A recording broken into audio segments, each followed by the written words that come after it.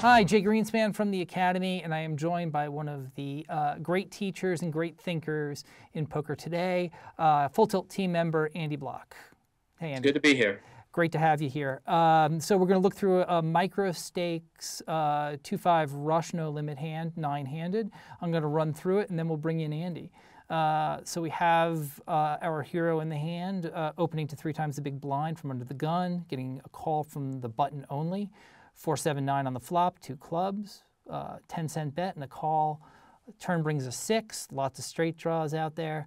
We get a bet of 15 and then a call, and then on the river we get a bet of 20 cents into 90 cents, massive overbet raise, and then a sick call on the river here, and the hero takes it down with his 3s.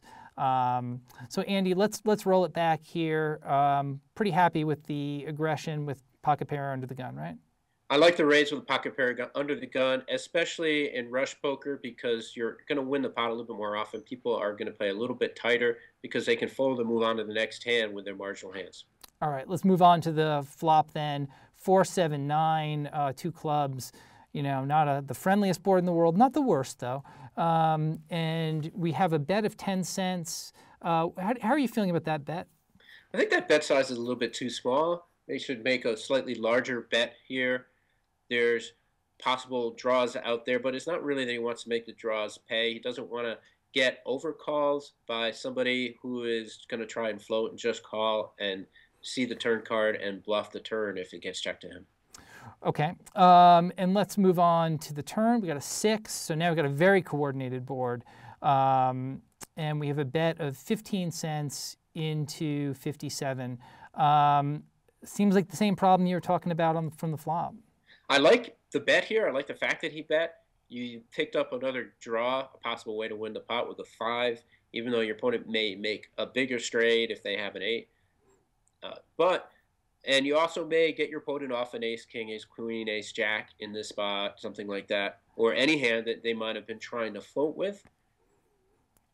But it should be a little bit bigger, I think. I think it still should be about half the pot, because if your opponent is on a draw, flush draw or something, you want to make them pay for that draw. Yeah, you want to give them a chance to make some sort of mistake. Here, they're going to be really correct in calling with any sort of draw. It's just it makes it a very, very easy call. So moving on to the river, things get pretty interesting. We get a very, very small bet followed by a big raise. So let's talk about that 20-cent bet into 90 cents. I like the small bet on the river. You might get called by an ace-king or an ace-queen or even an ace-jack, something like that. If you're out of position and you make a small bet, you can get check. If you're in position, I mean, and you make a small bet after somebody checks to you, they can check raise. But in this spot, when you're first to act, you're not giving your opponent an extra chance to bet. So I like that small bet in this spot. You don't want to always be consistent and only do it when you have a really weak hand. You want to kind of try and vary your play a little bit. But I don't mind the small bet when you're first to act on the river. I do think that, wouldn't you say that check calling would be another reasonable option? Check calling would be another good option. If you think your opponent was on the bluff, then they're going to bluff the river probably. If they got like a small flush draw or jack 10 and you check, they're probably going to bet, and then you can call and pick off a bluff. So either of those plays is possible. It depends what you think your opponent more likely has. If you think your opponent has ace-king or ace-queen, they're not going to bluff on the river. They're just going to possibly call, so you're going to pick up some money. If you think they're on a flush draw, then you want to check, let them bluff, and then you call. Okay, so I mean, I think, and then we have, boy, he makes a big call here with when facing that raise.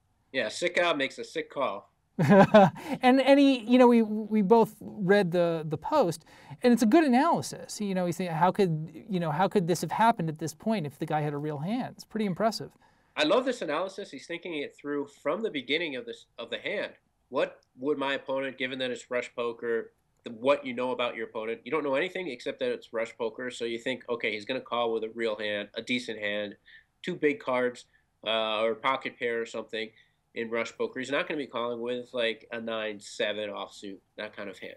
Right. So you're trying to wonder, okay, what can my opponent have to raise me in this spot that he wouldn't have raised me on the flop or on the turn. If you're putting flop to set, he's probably going to put in a raise on the flop or on the turn with all the flush draws and straight draws out there. But he didn't. He waited till the river, and the only hand that I think like I would raise on the river with that's not a bluff in this spot would be pocket deuces. If I was, because of the bet sizing, pocket deuces is quite possible. It's Made a deuce on the river. So I think in this spot you're going to be looking at either a set of deuces or a bluff. Bluff is way more likely. So I like this call in this spot. Yeah, I think we agree this is a player that seems to have a lot of potential. Just iron out some bet sizing issues in his game, and could be stepping up in limits. Great play by Sika. Okay, Andy, it was a lot of fun having you in for this, and we'll see you next time at the Academy. Yeah, let's do it again soon. Take care.